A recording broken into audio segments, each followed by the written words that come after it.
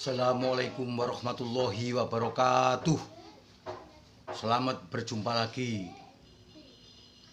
Untuk kali ini saya telah merenung beberapa hari. Kenapa di Indonesia ini gaduh terus? Kenapa di Indonesia ini orde reformasi kok berjalan lambat? Kenapa di Indonesia ini penegakan hukum kok tidak adil? Kenapa di Indonesia ini koruptor kok masih merajalela? Kenapa di Indonesia ini agama kok diobok-obok?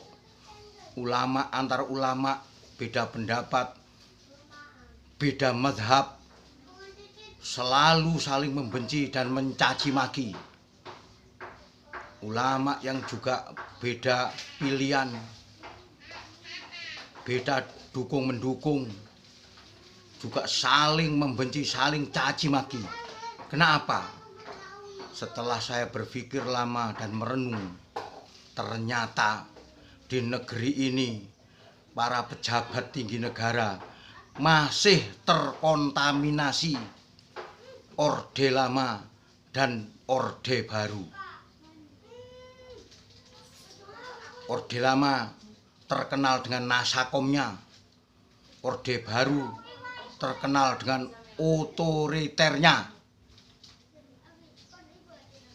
Karena apa? Pejabat-pejabat tinggi negara yang masih hidup sekarang adalah ada orang-orang zaman orde lama, dan juga pejabat negara yang masih hidup sekarang ada orang-orang pada masa itu masih menjabat di dalam lingkaran orde baru. Jadi sekarang orde reformasi ini berjalan lambat. Karena apa?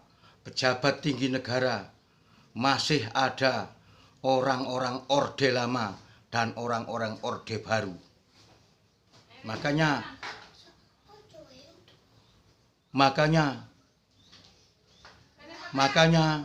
kapan Indonesia ini tidak akan gaduh lagi dan penegakan hukum bisa adil,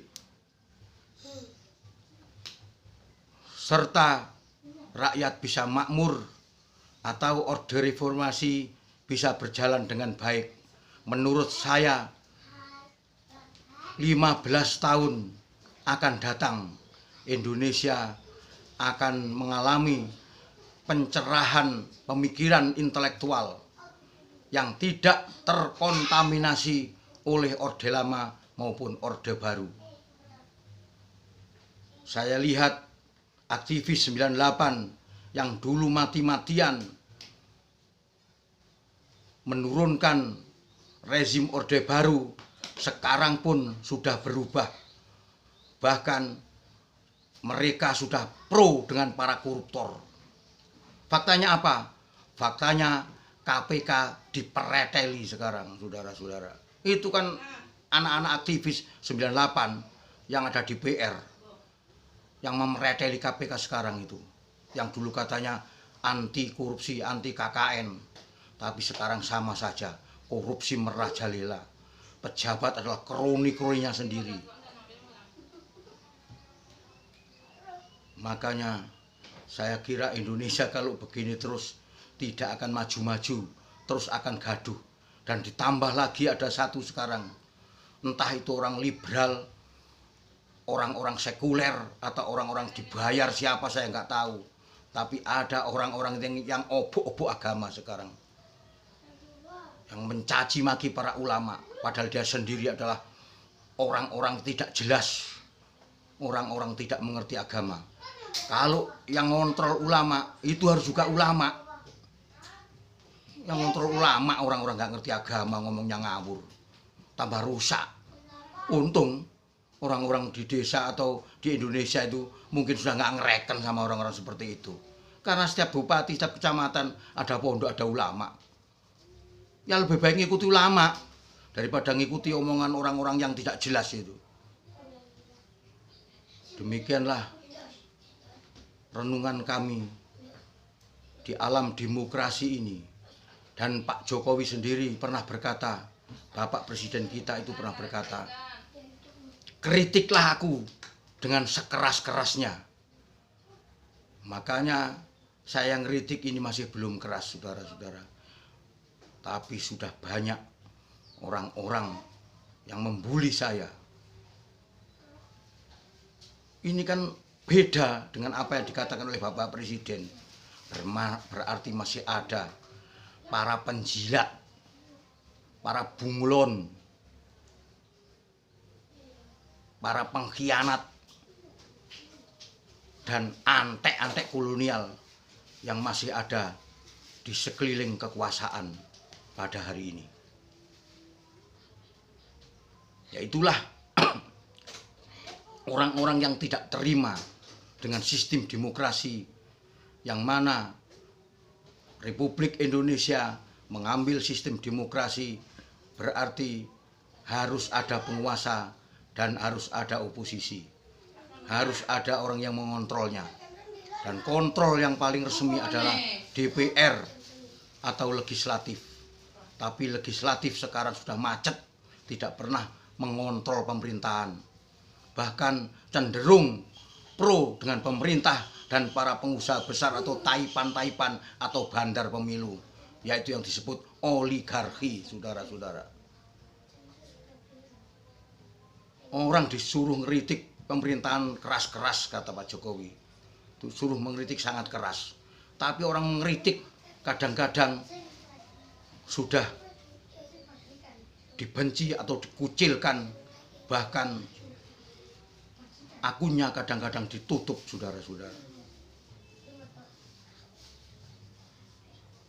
Saudara-saudara sebangsa dan setanah air yang kami cintai, marilah kita bersatu padu. Sebagai anak negeri, kita harus mencintai negeri kita sendiri. Jangan sampai negeri kita sendiri ini diobok-obok oleh orang-orang yang memang disuruh untuk menghancurkan bangsa Indonesia dengan cara adu domba.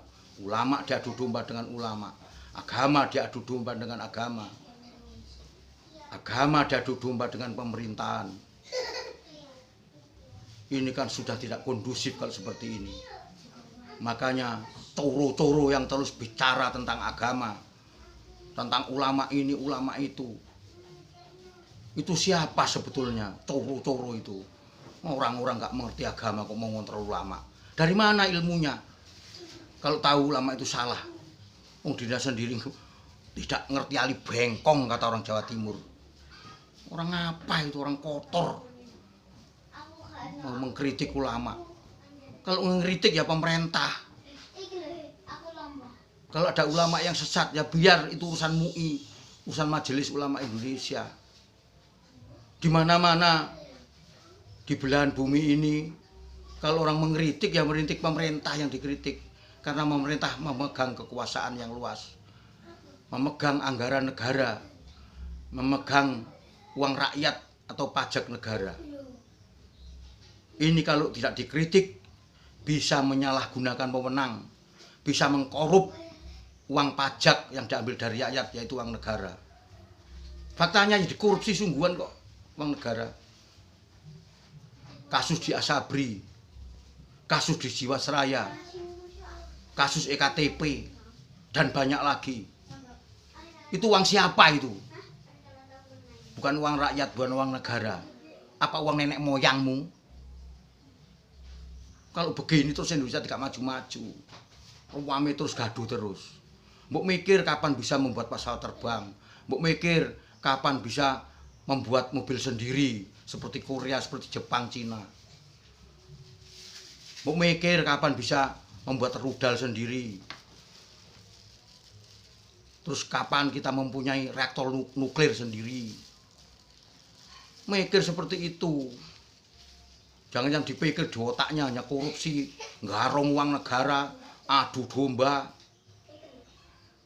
Ya maklum itu tadi, pejabat-pejabat tinggi negara yang ada di pusat sekarang itu adalah masih terkontaminasi zaman Orde Lama dan zaman Orde Baru.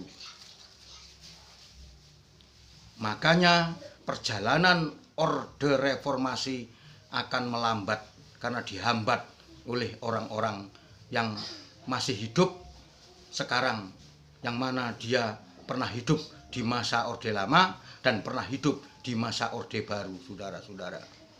Inilah yang jadi ganjalan kenapa reformasi tidak bisa berjalan dengan baik.